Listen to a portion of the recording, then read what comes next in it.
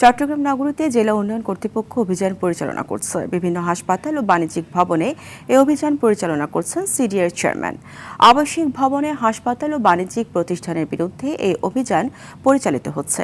অভিযানে আবাসিক ভবন, হাসপাতালের জন্য নেওয়া হয়েছে কিনা এবং ভবন তৈরি করার সময় নকশা অনুমোদন আছে কিনা ও নকশায় কোনো পরিবর্তন হয়েছে কিনা সেই বিষয়গুলো তদারকি করা হচ্ছে।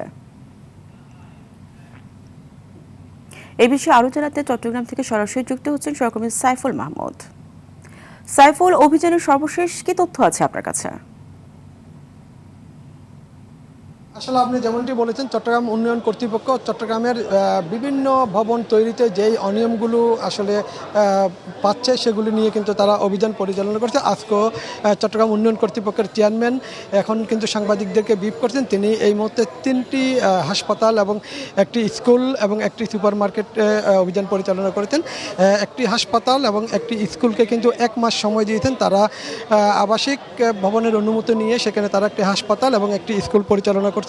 সেই জন্য তাদেরকে 1 মাসের সময় দিয়েছেন। এরপরেই কিন্তু তিনি 1 মাসের মধ্যে তাদের যেই ল্যাবসগুলো আছে সেগুলো যদি তারা সংশোধন না করে তাহলে কিন্তু সেখানে সিলগালা এবং বন্ধ করে দেওয়া হবে বলে তাদেরকে জানিয়েছেন। এবং এই মুহূর্তে কিন্তু তিনি নগরীর দুটি বেসরকারি হাসপাতালে অভিযান পরিচালনা করছেন। এই হাসপাতাল দুটিতে পার্কিং আছে কিনা এবং যেভাবে তারা সিডিএর কাছ থেকে অনুমোদন নিয়েছেন ভবন তৈরির, সেইভাবে তারা তৈরি করছে কিনা সেই বিষয়টি কিন্তু তারা তদারকি করছেন। এবং তারা কিন্তু যে সমস্ত রুগী আছে তাদের সাথে কথা বলছেন, তাদেরকে আসলে গাড়ি নিয়ে যারা আসছেন তাদেরকে পার্কিংয়ের সুবিধা দেওয়া হচ্ছে কিনা সেই বিষয়গুলো কিন্তু তারা মনিটরিং করছেন।